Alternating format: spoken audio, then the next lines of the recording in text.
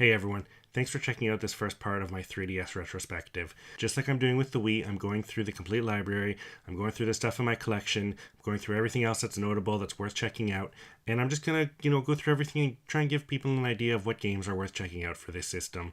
To kick things off, the 3DS itself was released on March 27th, 2011. It was a successor to the hugely successful DS. Its big draw was that it offered 3D games without glasses. So you could just stare at the screen, depending on the angle. Could be a bit tricky. You could see 3D images, which were getting big at the time.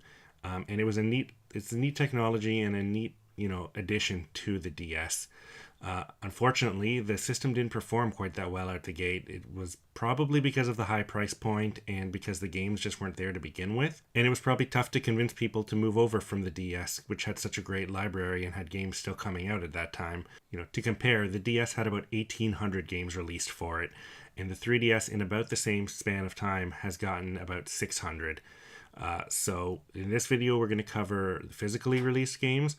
We're going to go over the first 2 years, and in subsequent videos, we'll go over later years. There was a huge launch library, 18 launch games. Most of them are forgettable, but there are some definitely worth noting. There were 3 different versions of Nintendogs and Cats, which was a follow-up to the DS Nintendogs game. This time, obviously, they added Cats, and that was a big deal for the system. It was a great casual game, a good way to get kids into it. The different versions let them have something different, but without really requiring you to have all the versions, like something like Pokemon.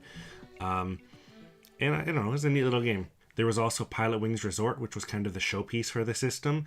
It's the 3rd game in the Pilot Wings series, and it was centered around a resort. So you could fly around the resort in a couple different vehicles. You could fly around with your Mii, so there was a bit of customization, but it wasn't really a great game. It was just a good showpiece for the 3D. It was the perfect game to throw in front of someone and say, hey, look at this 3D, and they would immediately get it. The only other game I'm going to mention from the launch games is Tom Clancy's Ghost Recon Shadow Wars. And while that might seem like a throwaway, I don't really mention a lot of Tom Clancy games in my retrospectives, it was really neat because it was a tactics game that was very similar to old XCOM, and this was before the new XCOMs had come out on PS3 and stuff, so it was a really cool tactics game like that was worth checking out at the time, even though it may have been a bit buggy.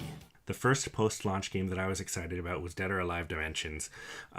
If you haven't played Dead or Alive, it is a pretty fun fighting game. It's not as in-depth as some of the crazy fighters. It has a neat little rock, paper, scissors mechanic of, throw, strike, or counter. And this was a great entry in the series. It was finally, a real good fighting game on a portable. The gameplay was based on the Dead or Alive 4 engine. It had a story mode that retold the events of the first 4 Dead or Alive games. It had 26 playable characters, so that's a huge roster for a portable game. And it felt pretty good for a fighting game on a portable system. Next up was a great release, Legend of Zelda, the Ocarina of Time 3D. Everyone loves this game. I would usually say we wouldn't need another version of it, except that the visual upgrade is really nice. It's a shame it's only on portable because it is the best looking version of Ocarina of Time.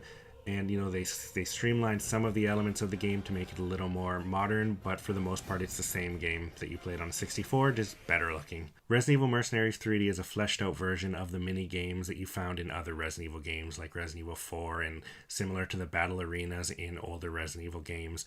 It's basically, a challenge game. You pick a character, you go through a stage, you try to stay alive, kill bad guys, get time extensions, unlock new characters and stages.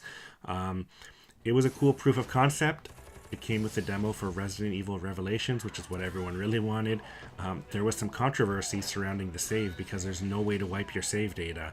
In a game where progression is everything, there's no way to undo that progression. So once you unlock something, you're stuck with it unlocked. And if you ever wanted to replay the game from the beginning, you just kind of have to keep track of what you've already done yourself. So again, it's a weird oddity, but it's pretty fun in its own right. And like I said, I feel like it was more of a proof of concept to get Resident Evil Revelations done. All right, around this time, I want to talk about the Ambassador program that Nintendo released that you may have heard about, maybe even you're part of. The 3DS, the launch model here, there were 2 launch models. They were just really the only difference was in color. But this came out at $250, which was a big reason it didn't sell so well. And Nintendo knew right away within the first couple months that something needed to change. Not enough people were buying these. So what they did was they lowered the price to $200 on August 12th, 2011. So this is just over 4 months after the 3DS came out, and it's already being dropped $50. And to thank the fans that bought it at full price, Nintendo launched the Ambassador Program, which was a certificate that you got on your 3DS and a series of NES and Game Boy Advance games that you could play on your 3DS. And it's really neat because a lot of those games never came out again. There's no way to get a lot of those games on newer systems or different systems, and the game choices themselves were great. This wasn't bottom of the barrel stuff. This was games that you'd actually really want to play. The GBA games especially, you got things like Metroid Fusion, Mario Kart Super Circuit, Yoshi's Island, WarioWare, Minish Cap, Fire Emblem, Wario Land 4, F-Zero Maximum Velocity, and Kirby and the Amazing Mirror, and a couple others, but they're just great games, you know. You also got 10 NES games that are worth playing, things like Zelda and Mario, and it was actually, like, surprisingly, it was a real nice move of a company to say, we know you paid a lot for this system, we appreciate your support, here's some cool things for you, and you just don't see that often enough in the industry. Shin Megami Tensei Devil Survivor Overclocked. So this is an updated port of the DS game. The Shin Megami Tensei series, you know, I think it's their first tactics game. It's got this cool actually mix of tactics and turn-based RPG. So it starts as a tactics game, but when you engage in a fight with a monster, it switches to a turn-based combat kind of thing. And it is balls hard. You know, that's what Shin Megami Tensei is known for. This game will kick your ass. But it's really rewarding. It's a great experience. It's a really cool game. This version adds voice acting. It adds more demons to the Demon Compendium, and I think a way to summon them, which you couldn't do in the other one. And most importantly, it adds a complete extra chapter to the game, so there's a new epilogue to check out. And next up is another game that I got rid of, but it was a great game for the time. It was Star Fox 64, so an update of the 64 Star Fox game, which is considered one of the best Star Fox games. Again, the visuals were upgraded just like the Zelda Ocarina of Time. It looked beautiful. The 3D on it was great. Aside from just the graphics being updated, there were gyroscope controls, so you could control it moving the 3DS instead of using the control stick. You could play the original mode, or you could play a tweaked mode that was designed pretty much for this new version, just to make it control and feel a little better. And there was the 4-player battle mode that you could play with friends. A couple other games I want to call out that I don't have here, but Skylanders Spyro Adventures. I dug the Skylanders series quite a bit. I think the biggest problem with that series was there wasn't enough content for the amount of figures they sold. So with each new game, they sold something like 32 figures, not including variants, and the game itself is about 20 hours of like, you know, a light action RPG. So while the idea was really cool, if you were big into it and bought a lot of those figures, you could go through the game with all the figures, but there wasn't really much to keep doing. So the 3DS game was completely different from the console games. Again, not a great game, but just always good to have more content to play with those figures with. Right after that, there is Pokemon Rumble Blast. It's the sequel to the WiiWare game Pokemon Rumble. It's this cool little top-down game that you play with Pokemon toys. So you have these little like Pokemon kind of wind-up capsule toys, and you go through the stages and try and collect more toys. So typical Pokemon formula, but a fun little action game version of it. Next up, we get to the first of many Harvest Moon games for the 3DS. This one, Tale of Two Towns. It takes place in a unique setting where two rival towns have been cut off from each other for a long time, but then the tunnel, which was sealed off, is opened up, and now people can freely move between the two towns, and there's a lot of rivalry going on between the towns. You get to choose which town you start in as the player, and it's your typical Harvest Moon experience with farming and managing social relationships, and this town dynamic adds a bit more to it, which is interesting. Next up is a pretty interesting one, Cave Story 3D, which is a complete upgrade of the original cult hit Cave Story for the PC. That game was built by one guy. It was released as an indie PC game. It was hugely popular. It was a really cool cutesy Metroidvania kind of game. They completely rebuilt it with 2.5D graphics. They added a new area. They remixed the soundtrack. I don't know if anyone prefers it to the original, but it's definitely just a cool little version of the game. Finishing off 2011 with a couple holiday releases, and Nintendo's starting to bring the big hitters. Starting with Super Mario 3D Land. This was a really cool Mario game that I don't think anyone expected. It was a real interesting mix of Super Mario World and Super Mario Galaxy. It's kind of hard to describe, but I guess you'd call it an isometric view. You're looking at the world from an almost top-down or three-quarters view, and the levels are kind of floating in space, but they're pieced together more like an old-school Mario game than a 3D Mario game. It's a really interesting mix of both. It's hard to describe, but it's a really fun Mario game. And right after that was Mario Kart 7, which I feel like Mario Kart 7 was the game that really breathed new life into the Mario Kart series. The DS one was good, and people played that, and the Wii one was good, but when Mario Kart 7 came out and you could play wirelessly across your systems, I feel like everyone was into Mario Kart 7. They added new hang gliders. They added gliders, they added the ability to drive underwater. There are 32 tracks, and they put coins back in, which hadn't been in since the original Super Mario Kart. So it was definitely a huge game at the time, and probably one of the biggest multiplayer games for the system overall. The last game I want to mention for the year is a bit of an oddity, but definitely worth mentioning. It's Dr. Latech and the Forgotten Knights. It's a Konami adventure puzzle game that is inspired by Professor Layton. So it has a really unique art style. It was designed by the director of Zone of the Enders, which is a strange departure. It has definitely more of a focus on adventuring than puzzling, but it definitely wears its Professor Layton inspirations on its shoulders. It's a neat little game. Getting into 2012, in February, the first notable game comes out, which is Resident Evil Revelations. This was a great Resident Evil game at a time when, the director of the series said, don't expect survival horror from the main series. We're not going to do that. We're going to keep pushing in the action, Gears of War direction for the main entries.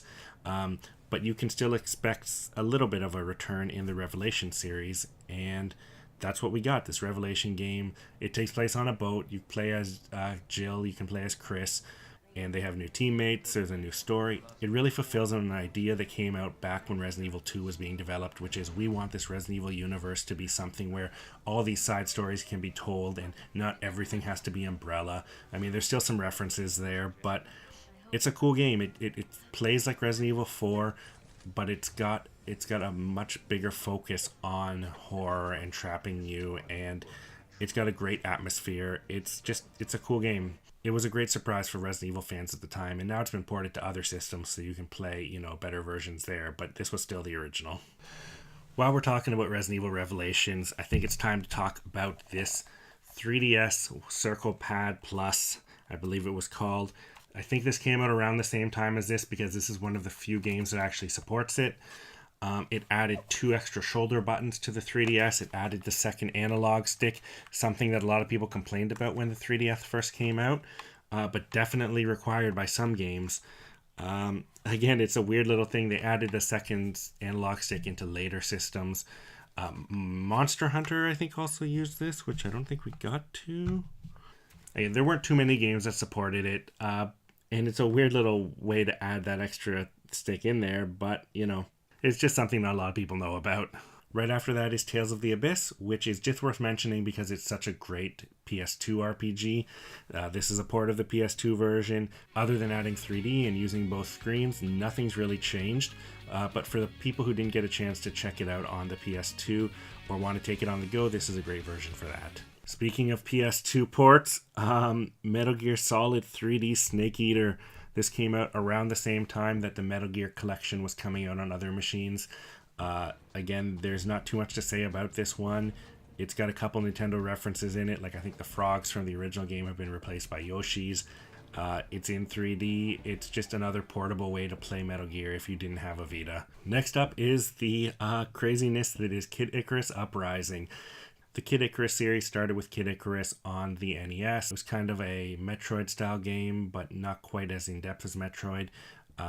There was a Game Boy follow-up that was considered really good, and then we never saw it again. He was in the Wii Smash Brothers game, so I think a lot of people at that point really remembered him and wanted a new game. And what we got was nothing like what we'd expected from Kid Icarus. Not an adventure game at all. It's a strange character action game, or, it's got flying segments like Panzer Dragoon Saga, but it's also got these, on-the-ground fighting segments, just like a God of War or something, and it was really good. It's designed really well. It's a cool game. The one problem with it is that the controls are really hard to use. The way they expect you to hold the DS to play through the game, it really cramps up your hands quickly, and so that's why they put out this little stand that comes with it so that you could play the game comfortably, which is real silly for a portable game. I don't know why they couldn't have made it any better. You could use these AR cards to kind of pit different creatures against each other. There was a 6-player multiplayer mode. All in all, it's definitely a game worth checking out. While we're on the topic of AR stuff, Spirit Camera, The Cursed Memoir, is a very interesting spin-off of the Fatal Frame series. It uses this Cursed Memoir book as an AR book. You scan in the different pages of the book to start kind of each stage, and then using the camera on the 3DS, different ghosts appear in the room that you're in, and you have to kind of take them out. It's an interesting concept. There's an interesting part of the story where the DS creates a portal between the room that you're currently in real life and this Japanese place where the ghosts are coming from. Again, it's a cool use of the AR. I love the Fatal Frame series, so I like it for that reason. Other than that, it's just a neat little horror game that's worth checking out. Right after that is another Mario game I don't have, but it is Mario Tennis Open. And it's the third Mario Tennis game. They don't have any of the RPG elements that they had in previous Mario Tennis games, so it's just a standard sports game. There's 26 playable characters. It has online and local multiplayer, which is great for the 3DS.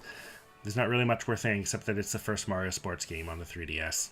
Right after that, one of my favorite rhythm games, Theorhythm Final Fantasy. This is a cool game that you wouldn't think would work, but does really well. This covers the first 13 main Final Fantasy games. There's kind of 3 mission types in it. There's the walking through the field mission type where you slide up and down to hit the notes. There's a battle type where you have 4 characters lined up and you hit the notes as they come in, and that causes attacks and you see how many monsters you can beat. And there's this kind of cinematic mode where you just watch footage from the games play out as you try and just hit the notes in the right order. The game is really about building up your party. You get experience for each level. Then you can take your party into this chaos mode where you try out harder songs and stuff. It's got a ton of music from all those Final Fantasy games. It's just a really cool game. Speaking of rhythm games, next up is a rhythm game that's actually not really a rhythm game. It is Rhythm Thief and the Emperor's Treasure. It's a game by Sega. It's actually an adventure game, but there's, a theme of rhythm in it. There are rhythm mini games that you play throughout it, but really, for the most part, it's just an adventure game. But it is still a really cool adventure game. It's a cool setting. It's cool characters. It's definitely worth checking out. Next, we get to the first special edition I own, which is Kingdom Hearts 3D, which is Dream Drop Distance. This is the Mark of Mastery edition. This game is, I think, the latest entry in the series to this point. So when Kingdom Hearts 3 comes out, we'll finally see what happens after this game. At this point, Riku and Sora are entering the Mark of Mastery exam, which is going to take place in the Dream World, which has implications on Kingdom Hearts 3 and some of the other media that's come out since. So yeah, you could recruit Dream Eaters in the game. You could play as Riku for the first time. All in all, it's a pretty decent Kingdom Hearts game. Now we're into August 2012, and on August 19th, we get the 3DS XL. So they finally put out a 3DS with a bigger screen. This 3DS was great at the time, but trying to compare the two, there's no comparison. The new 3DS was so much better. It was a way nicer design too. There were, some problems with the way the original model was designed, where the screen could get scratched as you closed it because of some lips that were stuck out a bit. But it was just all about the bigger screen. There were some complaints about 2D images being scaled up a bit, not looking as nice, but 3D stuff looked great, which is what most of the system was.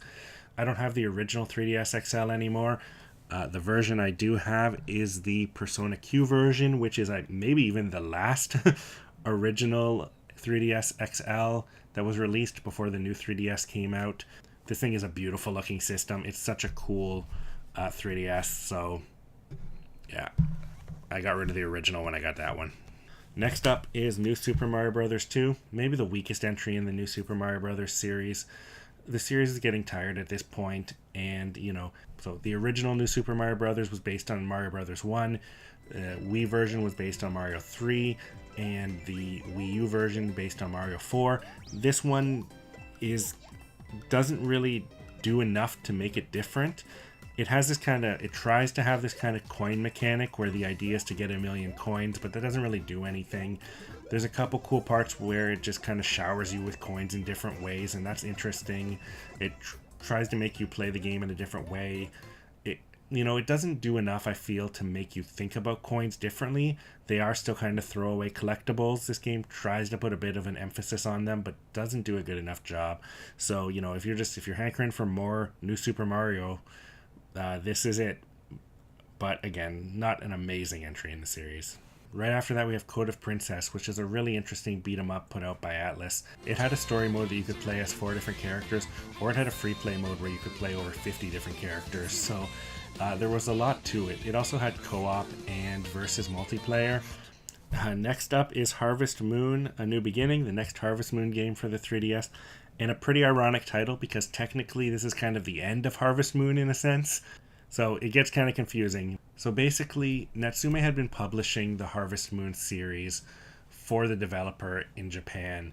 And in Japan, the game is called something else. So that Japanese publisher, though, finally opened up their own North American distributor and started publishing the games themselves over here. But they couldn't use the Harvest Moon name because Natsume owned that. So they started to call their names Story of Seasons. So the new Harvest Moon games, the ones that are developed by the same team that made all the Harvest Moon games up to this one, are called Story of Seasons. But Natsume also wasn't going to give up that good Harvest Moon money, so they started producing their own series of Harvest Moon games, calling them Harvest Moon. And they're two very different series, but a really confusing lineage. So this is the last game called Harvest Moon, built by the original developers of Harvest Moon. In this one, there's a big focus on customization. You can customize your character, your house, your town, and yeah, I don't think there's much else to say about it. Oh, next up, one of my favorites, Virtue's Last Reward. Around this time, we're finally getting some of these Japanese visual novels over here. 999 was the prequel to this game. That was a DS game that was incredible.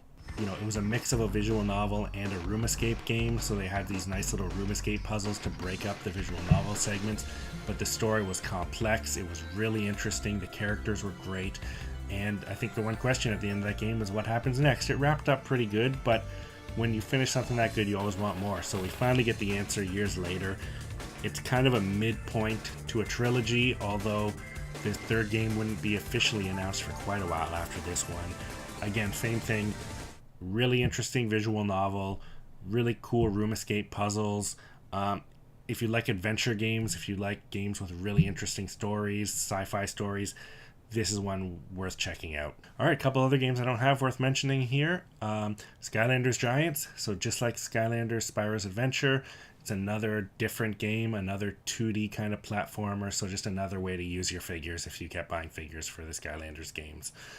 Style Savvy Trendsetters is, I think, the second game in the Style Savvy series. This is a game you could easily write off as just another, Ubisoft Imagine Fashion Designer or something, but apparently is kind of a big series, and it's a series by Nintendo where you kind of build up a fashion boutique, and it's supposed to be really good. I haven't checked it out. I kind of want to. You run a fashion boutique, you try and help out your customers, you customize your store and your apartment. What they added to this one, from what I read, is that now they added men's fashions, and they use some of the AR functionality. So again, it's a series I need to check out at some point, but it's definitely notable. All right, next up, Professor Layton and the Miracle Mask, the 5th Professor Layton game. I love this series, but at this point, these are coming out faster than I can play them. This is the second game of the second trilogy of Professor Layton games. Just like the other ones, there's 100 new puzzles, there's new mini games. There's a whole new story. One notable thing, which I didn't experience in this game, but I did in one of the others, is that the control scheme has changed quite a bit. So in the previous games, you tap on the bottom screen to find hidden puzzles or collect hint coins. In this one, the bottom screen becomes more of like a touchpad. So you use that to move a cursor around the top screen, and that's how you search the area. And I feel like that really kills the momentum of the game. I know they want to use that top screen because I think it has a better resolution, but it just really hurts the flow of the game. So I will get to this at some point along with the next game. But yeah, it's a great series. I just don't have time for all of them. 2 games left in 2012. The first one that I do own, Paper Mario Sticker Star. It's the follow-up to Super Paper Mario.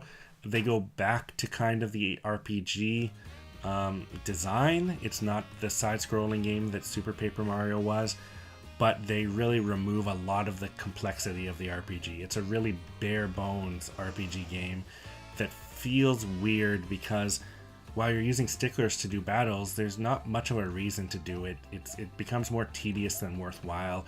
You know, imagine an RPG where you don't earn experience, so why fight anything? I mean, there are reasons to fight, but it gets really tedious, and I feel like they really need to figure out what they're doing with this series. They're trying to work stickers into it. They did it in an okay way, but I feel like there's way more ideas they could have explored with that. So again, it's just notable for being a Paper Mario game, but not among the best. And finally, another game that's not great, but is totally worth mentioning is Epic Mickey: The Power of Illusion. So Epic Mickey games have always kind of fallen short of expectation. This one, again, hypes itself up a bit by saying that it was inspired by the original Castle of Illusion series. So Castle of Illusion, World of Illusion, Land of Illusion, all these great Sega platforming games starring Mickey Mouse. And, you know, this is another 2.5D platformer starring Mickey and Oswald, but it just doesn't quite live up to it. So, you know, we're ending on a bit of a low note, but let's not forget all the amazing games that came out these 2 years. In the next video, we'll go through the next 2 years, which is 2013 and 14. There's a bunch more great stuff released then. Check it out. Check out my Wii retrospectives or Wii U retrospective if you are interested in this kind of stuff. And, you know, as I get through this stuff, I'll probably go through some other systems because I'm actually really enjoying talking about this stuff and people seem to enjoy hearing it. So thanks for checking us out. Bye.